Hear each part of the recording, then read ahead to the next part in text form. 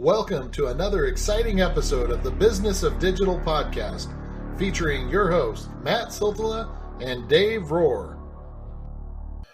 Hey, well, first of all, hey there. How's it going, Dave? It is going much better now, sir. Yes, we won't get into the literal crap that Dave's had to put up with plumbing issues today, but we're going to talk about other fun stuff. Let's talk about link building. Link building's dead. SEO's dead. Social media marketing's dead. Everything's dead. It's all dead. And I'm so glad that you replied to what I said with that, because the reason that I wanted us to talk about this in our podcast today, Dave, is because something that Gary from Google, how do you even say Gary's last name? I am the worst at last names. Anyway, but basically, the guy that replaced Matt Cutts, Gary. No pressure. I think people would argue that he did not. No, that's very, very true. But anyway, something that he mentioned during his keynote at PubCon Austin is basically he was saying links and mentions on trustworthy sites are quality raters.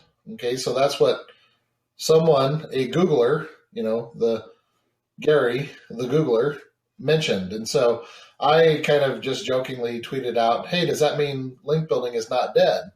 And I got a bunch of people, liking it and tweeting it and exactly this. And that's what I've been saying forever. And so this is something, Dave, that's not new to you and I. Like, we've known this forever. We know that no SEO is not dead. No link building is not dead. No press releases, pick your everything that's dead and put it there. We know that this kind of stuff's not dead. Maybe the techniques that people used to use or certain aspects of it are dead. But absolutely, I'm really glad that Gary had mentioned this, because one of the things that I didn't know about it, until we started talking about this, was we haven't done a podcast yet on link building. So I think this was a perfect opportunity. What say you?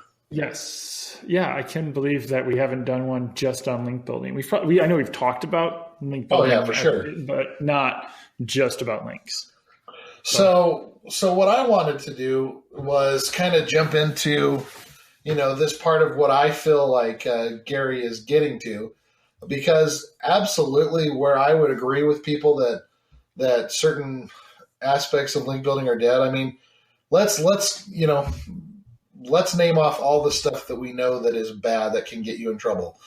If you're doing those, 1,000 directory link submissions for $5, yeah, $5, maybe $10, maybe $10 if you don't get a deal. Any kind of any kind of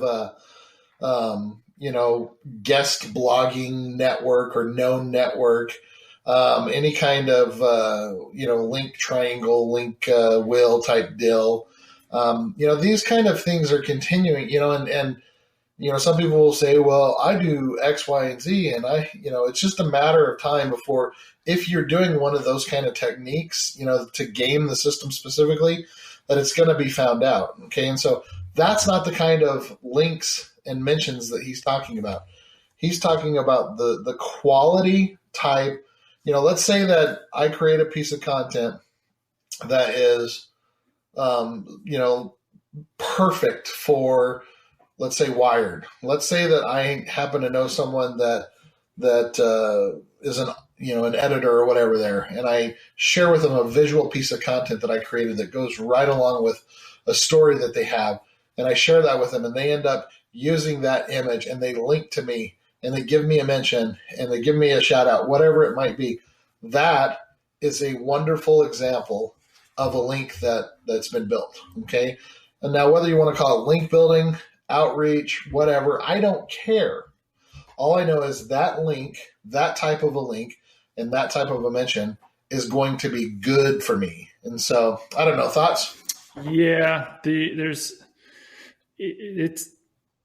goes to do you want, and I just did a link audit and I don't have I can't even like modify some of the examples in front of me. But it was just like sporting goods 1249 co.uk. I was like, what is this? And there was just like all these different weird domains or anything with article with a Z at the end. Yeah. It was like, what is this site? And you look at the author and it's, some stock photo of someone, and they've written 100 articles in the last 3 or 4 years, and it's on 80 different topics.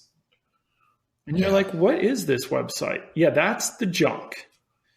Having someone, whether you go to a Fiverr, not to pick on Fiverr, but I'm going to pick on Fiverr, or some sort of, little website, and they're like, we're going to get you 1,000 links for $100 or $10.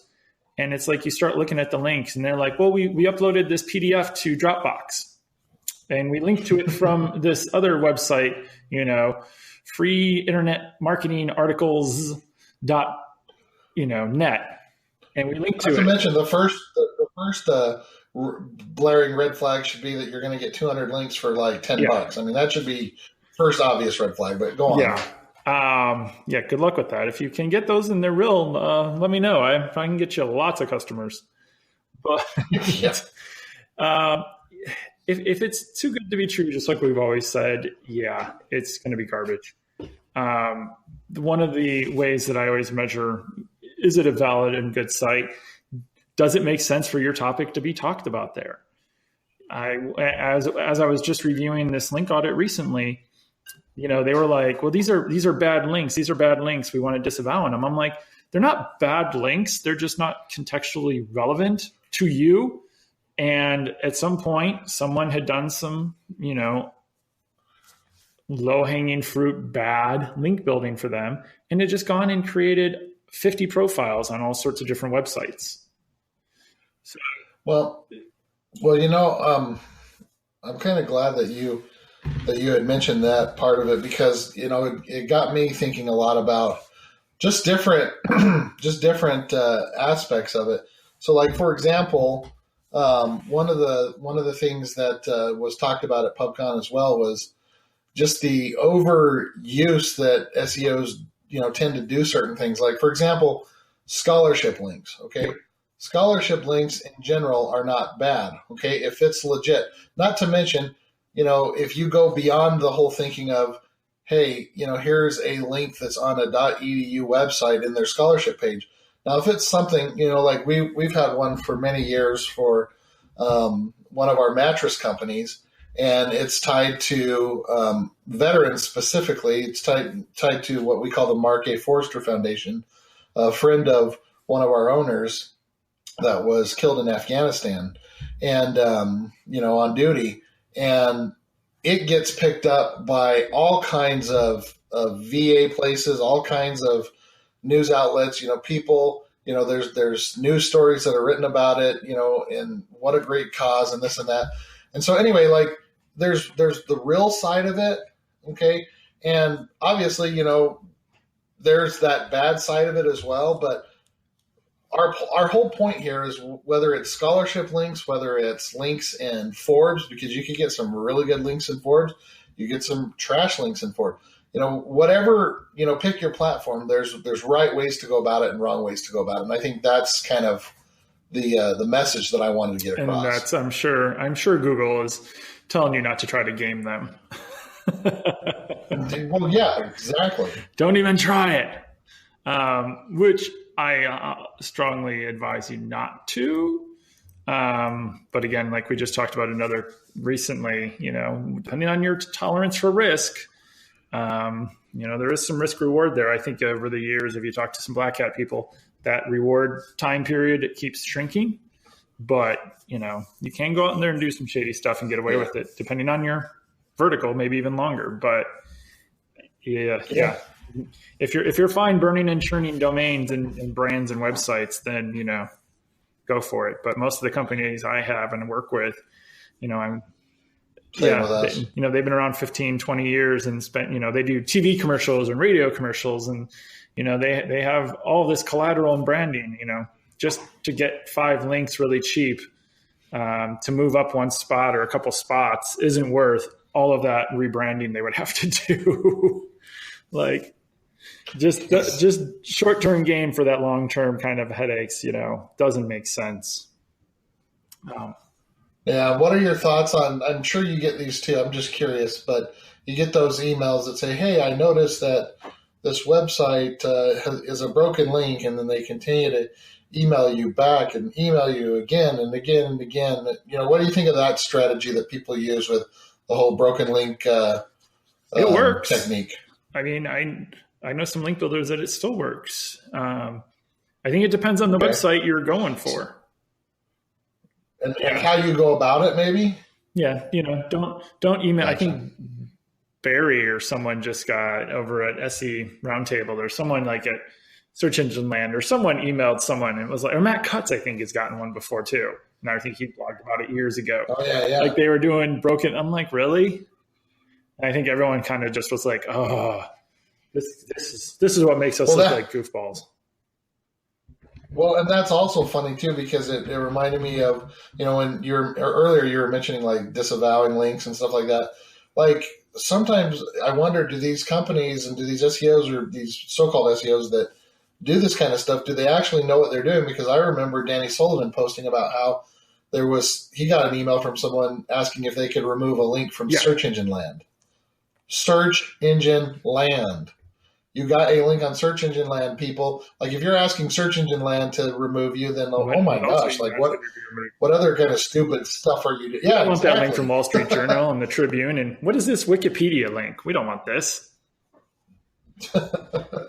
So the other side of it, Dave, and maybe you could share some techniques as well that you've used, but I just kind of wanted to share with our guests.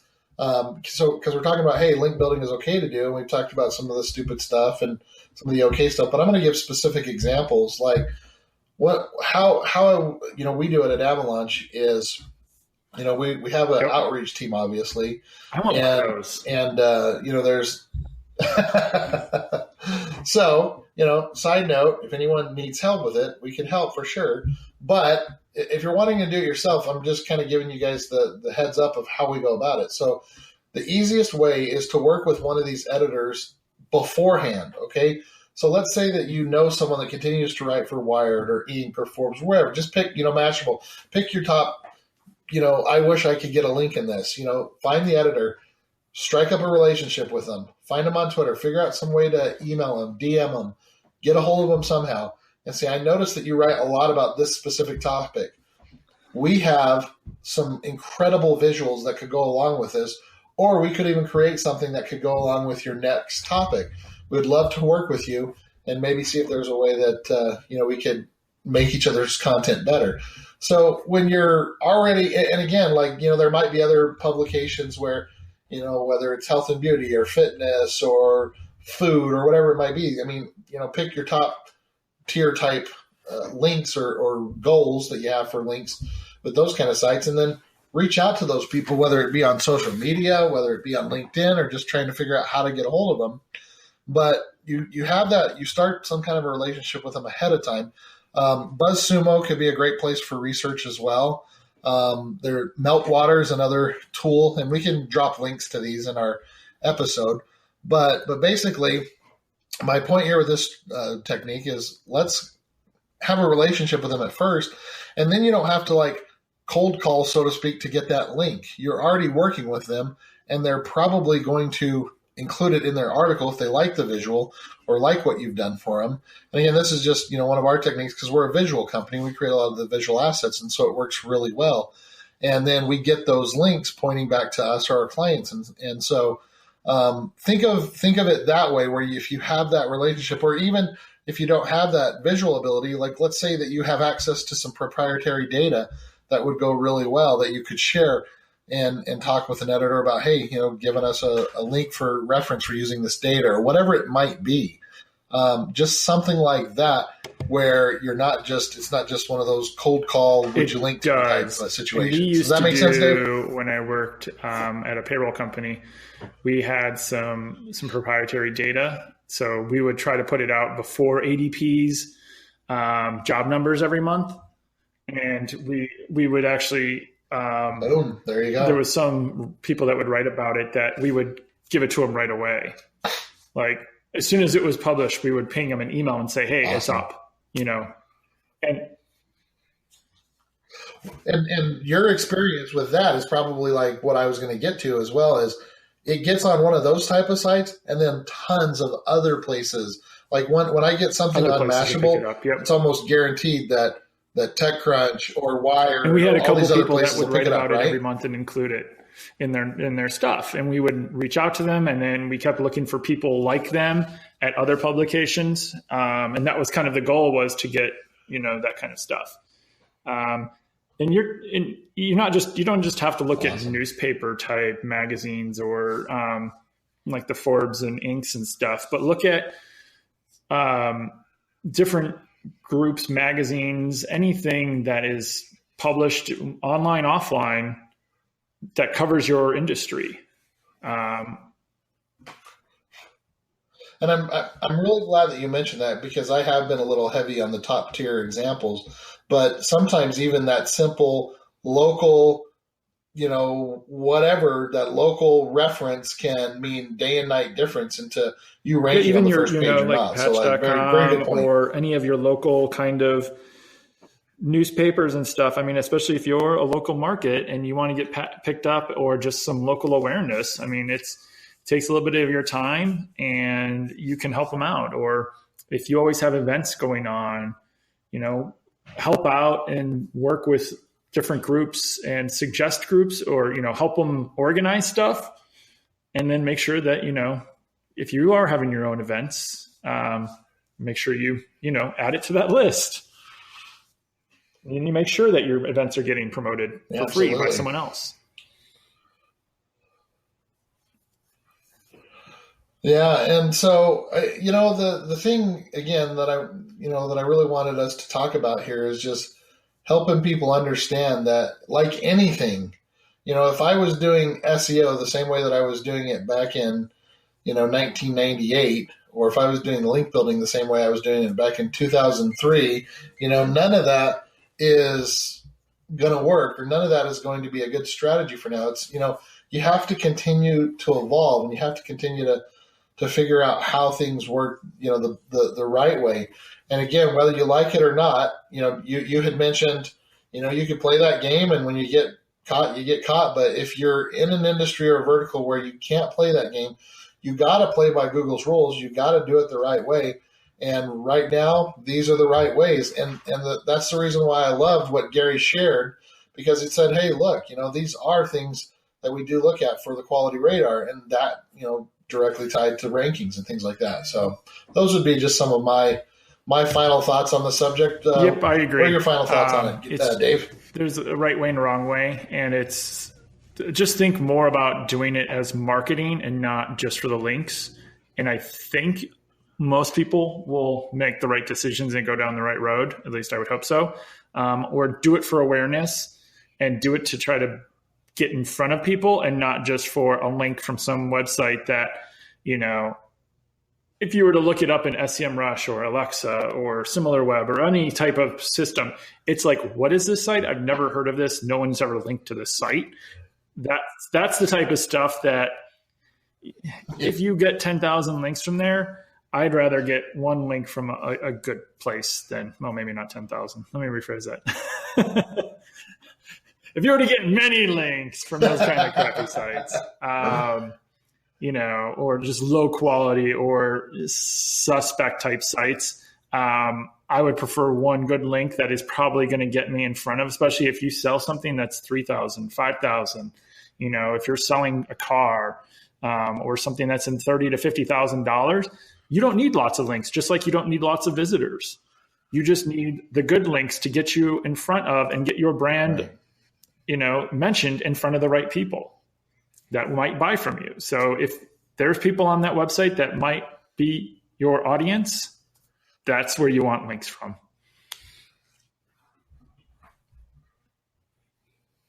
Perfect. Well, I appreciate you taking your time to listen to us, everyone out there that's checking out this podcast on link building.